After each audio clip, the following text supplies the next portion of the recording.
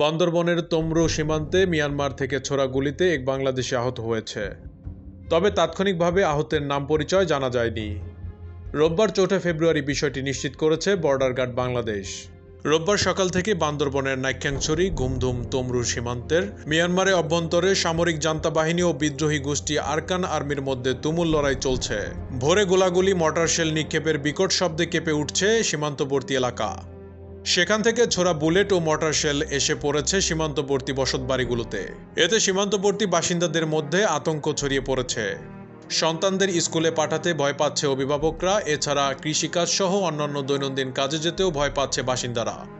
ঘুমধুম ইউনিয়নের চেয়ারম্যান জাহাঙ্গীর আজিজ বলেন, রোববার ভোর থেকে মিয়ানমার সীমান্তের অভ্যন্তরে ব্যাপক গোলাগুলি হচ্ছে।